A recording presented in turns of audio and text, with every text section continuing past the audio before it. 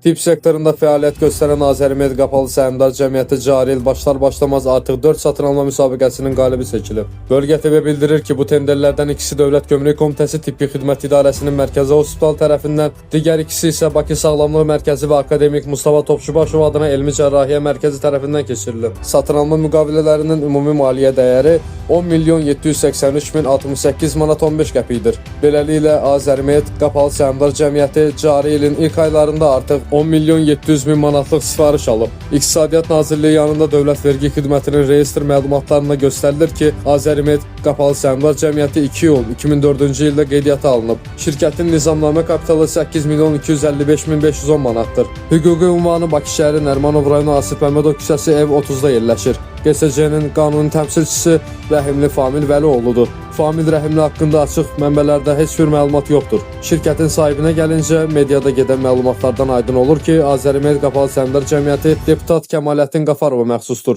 2009-2013-cü illərdə şirkətin qanuni təmsilçisi Qafarov Hüsaməddin Şəmsəddin oğlu olub. Hüsaməddin Qafarovla Kəmaləddin Qafarovun yaxın qohum olduğu bildirilir. Bundan başqa 2019-cu ilədək Qapalı Səhmdar Cəmiyyətinin hüquqi ünvanı Bakı şəhəri Binəqədi rayonu Mustafa Kemal Atatürk prospekti ev 65A, məhəllə 3078A, mənzil 155-də yerləşib. Media yazır ki, bu evdə Kəmaləddin Qafarov və ailə üzvləri qeydiyyatda olub. Şirkətin deputata məxsusluğu da məhz bu faktların üzərindən əsaslandırılır. Kəmaləddin Qafarov da indiyədək bu iddiaları təkzib etməyib. Kəmaləddin Qafarov 2015-ci ildən deputatdır. O, parlamentdə 9 saylı Binəqədi 2-ci seçki dairəsini təmsil edir. Deputat olana kimi isə Milli Onkologiya Mərkəzinin direktor müavini vəzifəsində işləyib. Azərimed GSC-nin satın alma müsabiqələrində daha çox Momun tenderlərinin qalibi seçilməsi də bununla əlaqələndirilir. Kəmaləddin Qafarovun biznesi yalnız Azərimed GSC ilə məhdudlaşmır. Onun inşaat şirkətləri Şadlıq Sarayı və çoxsaylı obyektlərinin olduğu barədə mediada kifayət qədər yazılıb. Azərbaycan Konstitusiyasının 85-ci maddəsinin 2-ci bəndində qeyd edilir ki, elmi, pedaqoji və yaradıcılıq fəaliyyəti istisna olmaqla